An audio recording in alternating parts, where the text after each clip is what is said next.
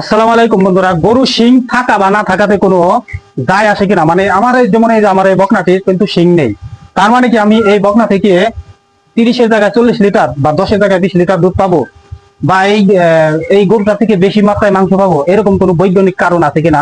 যারা অভিজ্ঞ তারা অবশ্যই কমেন্টে জানাবেন। এই বিষয়টা নিয়ে কেন কথা বলতেছি, কারণ একজন প্রবাসী ভাই উনি 2 লক্ষ টাকা দিয়ে একটা শিং ছাড়া মুন্ডি, আমরা যেটাকে আমাদের দেশীয় ভাষায় মুন্ডি বলি, মুন্ডি জাতের একটা ফিজিয়ান বকনা কিনতেন গাভীন 2 লক্ষ টাকা দিয়ে। সেটা আদৌ গাভীন আছে কিনা সেটা পরবর্তীতে বলবো, আপনারা ধৈর্য সহকারে শুনবেন। আসলে গরুটা নিয়ে প্রথমে যে কথাটা বলতেছি, শিং নেই, ভিডিওতে দেখাচ্ছি গরুটি শিং নেই, এর কারণে মুন্ডি। আর এই কারণে কিন্তু 1.5 লক্ষ টাকা, আমি অবাক ধরলাম, 1.5 লক্ষ টাকার এই বকনাটি আপনার 2 লক্ষ টাকা দিয়ে কিনতেন একজন প্রবাসী ভাই। গাভীর নাই, আমি সেটা পরে আসি, কিন্তু 2 লক্ষ টাকা দিয়ে যে উনি কিনলেন একটা 1.5 লক্ষ টাকার গরু, এখানে তো ওনার 50,000 টাকা নাই, শিং নাই, এই গরুর শিং নাই, এইখান থেকে আমি দুধ বেশি পাবো এর কোনো বৈজ্ঞানিক কারণ নাই। জেনেটিক কারণে হয়তো শিং নাও হতে পারে, কিন্তু এই গরুটার জাত মান যদি ঠিক থাকে, এই গরুটার জেনেটিক যদি ঠিক থাকে, তাহলে কিন্তু আমি এখান থেকে ভালো দুধ পাবো, বা এই গরুটার যদি আমি ভালো বা এই বকনাটার ভালো যত্ন নেই, তাহলেই কিন্তু বেশি দুধ পাবো, অন্যথায় কিন্তু পাবো না। শিং থাকা বা না থাকা এটা কোনো ম্যাটার করে না। আপনি ভালো জাত মান, ভালো জাতের গরু যদি হয়, তাহলে অবশ্যই দুধ পাওয়া যাবে। আমরা এই বিষয়গুলো কেন জানার চেষ্টা করি না, অথবা আপনাদের সামনে এই সমস্ত ভিডিওগুলো গেলে আপনারা কিন্তু দেখেন না। আপনারা দেখেন শুধুমাত্র বিজ্ঞাপন। ওই দালাল কিছু ইউটিউবার আছে, দালাল ব্যাপারী আছে, যারা ইউটিউবারদেরকে এনে চটকদার বিজ্ঞাপন করে আপনাদের সামনে দেয়, আপনারা সেইটা দেখে মানে গরু কিনেন। আসলে জানার একটা বিষয় আছে, এই শিং থাকা বা না থাকা, বিদেশি অনেক জাত আছে, যেমন হলিস্টিয়ান ফ্রিজিয়ান, জার্সি, সিমেন্টাল, রাগবি, এই সকল গরুর কিন্তু আপনার শিং হয় না জেনেটিক কারণে। আবার বিদেশিরা এই গরুগুলার শিং কিন্তু তুলে ফেলে ছোটবেলায়। কিসের কারণে তুলে? বেশি দুধ দিবে এর কারণে না, একসাথে অনেক গরুগুলো কিন্তু তারা রাখে, সেই গরুগুলা যাতে গুটাগুটি না করে, একটার সাথে আর একটা ফাইট করে, যাতে গরুর কোনো ক্ষতি না হয়, এর কারণে কিন্তু তারা শিংগুলো তুলে ফেলে। এবং কি অল্প জায়গায় যাতে পালন করা যায়, আবার যারা গরু লালন পালন করে, তারা যেহেতু গরুর পরিচর্যা করে, তাদের কোনো ক্ষতি না হয়, এই শিং থাকা না থাকার এই একটাই, এই 2-3টা হয়তো ফায়দা আছে। তাছাড়া এই গরু থেকে আপনি বেশি প্রোডাকশন পাবেন শিং না থাকার কারণে, এটা কিন্তু না। যে ভাই গরুটা কিনতেন পাবনা ভাঙ্গুরা হারোপাড়া হামদা ডেরি খামার থেকে 1,80,000 বা 90,000 খরচ সহ 2 লক্ষ টাকা কিন্তু ওনার পড়ে গেছে। এই গরুটা মূলত আপনার কত, আপনার স্থানীয় জায়গায় কত দাম হতে পারে আপনারা কমেন্টে জানাবেন অবশ্যই। আমাদের এখানে হয়তো 1,30,000 বা 40,000 যদি গাভীন থাকে, তাহলে হয়তো দামটা একটু বাড়বে। তাছাড়া এটা কিন্তু 1,20,000 বা 30,000 এরকম হবে আমার স্থানীয় মার্কেট। কিন্তু উনি 2 লক্ষ টাকা দিয়ে কিনতেন, এখানে উনি কত টাকা ধরা খাইতেন? এই গরু কেনার সময় আপনারা এই বিষয়গুলো কেন জানার চেষ্টা করেন না, যে শিং থাকা বা না থাকা এতে কোনো ম্যাটার করে না। কিন্তু শিং হয় নাই, বা অনেকে শিং ছোটবেলায় পুড়িয়ে দেয় বা তুলে ফেলে, আর গরু শিং থাকবে এটা স্বাভাবিক, গরু সৌন্দর্য। আমি মনে করি গরু শিং থাকাটা সৌন্দর্য, এটা কেন কষ্ট দিয়ে শিংটা তুলে ফেলবে? এটা একদমই অমূলক। আপনারা যারা এই মুন্ডি মুন্ডি করে চিল্লায় কিনেন, একদমই ফালতু একটা বিষয়। আমাদের স্থানীয়, আমাদের আড়িটাতেই একদম এক ভাই, উনি নীলফামারী যে জান্নাত ডেইরি খামার আছে, ওইখান থেকে 2টা মুন্ডি আনছেন, আইনা ওনার লাভ হয়েছে কি? কোনো লাভই হয় নাই।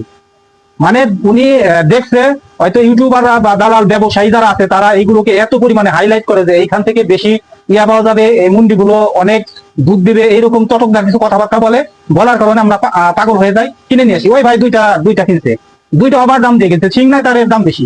আর যেমন আমার এটা হয়তো সিং হবে না, এর কারণ কি এটার দাম বেশি হবে, অথচ এইটার থেকে এই এই বকনাটার থেকে আমার এই বকনাটার পার্সেন্টেজ বেশি, এবং এটা বিদেশি বিদেশি মানে সারের সিমেন্ট, আর এটা দেশি আমাদের লোকাল যে সার আছে সেই সারের সিমেন্ট, কিন্তু এটা শিং নেই। এর কারণে কি এটার আপনার দাম বেশি হবে বা এখান থেকে দুধ বেশি পাবো? কখনো না।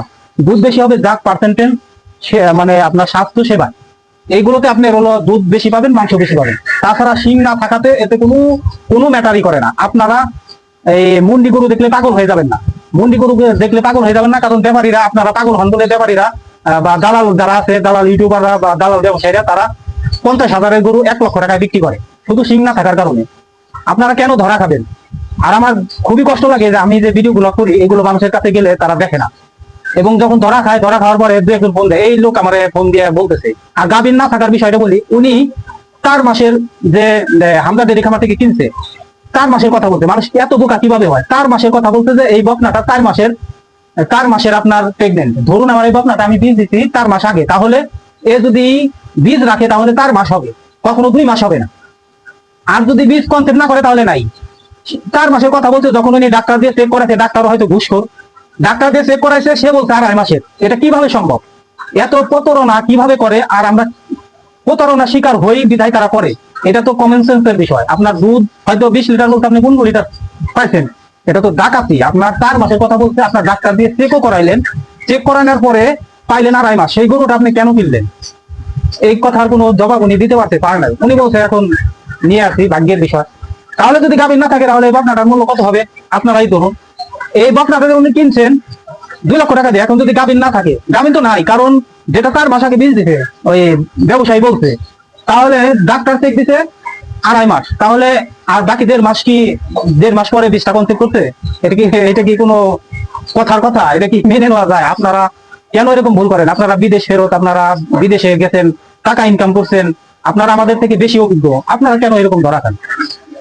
যাই হোক, আপনারা যখন গরু কিনবেন, একজন বললো যে 4 মাসের প্রেগনেন্ট, আপনাকে কার্ড দিল, সেই গরুটা চেক দিলেন 1 মাস কম বললো, তখন তো আপনার ফেন্সে নেওয়া উচিত যে যখন বীজ দিতে তখন এই কিন্তু বীজটা যদি কনসেপ্ট করে ফেলতে 4 মাস পরে ওই রেজাল্ট আসবে, আর না থাকলে নাই।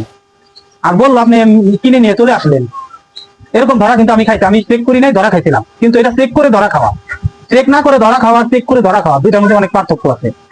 এত বলদ হলে আপনার এই ডেইরি সেক্টরে আসা যাবে না। আপনি মানে খামার করার জন্য গরু কিনে থেকে গরু কিনা আপনাদের উচিত না, এতটা বলদ হলে।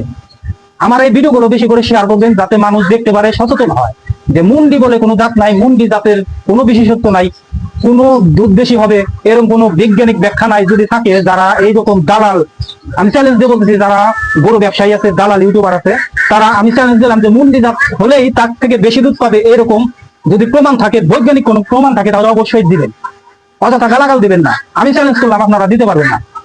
আমার টাকা নাই, টাকা থাকলে আমি টাকা চ্যালেঞ্জ করতাম যে 2 লক্ষ বা 5 লক্ষ টাকা চ্যালেঞ্জ, যে একটা গরু সিং নেই বিধায় সেই গরু থেকে আপনি 5 লিটার বা 10 লিটার দুধ বেশি পাবেন, 1 ফোঁটা দুধ বেশি পাওয়া যাবে না।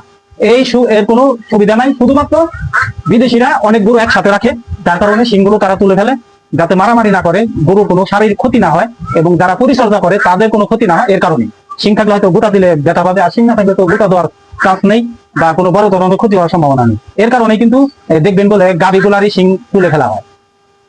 আমি যে ভিডিওটা আপনাদের সামনে উপস্থাপন করলাম, অবশ্যই আপনারা আমার এই ভিডিওটা শেয়ার করে দেবেন, একটা লাইক দিবেন, ভিডিওতে কমেন্টস করে আপনাদের মতামত জানাবেন। আর আপনাদের কাছে অনুরোধ, যখন আপনারা গরু কিনবেন, আর একজন ভাই আমাদের স্থানীয় হাট থেকে গরু কিনে ধরা খাইছে, গরু বাড়িতে আনার পরে এই গরুর আপনার খোরা রোগে মানে এফএমডি ভাইরাস আক্রান্ত হয়ে গেছে, বাছুর মারা গেছে, গাভীটাতে সে খালি গাভী পালতেছে।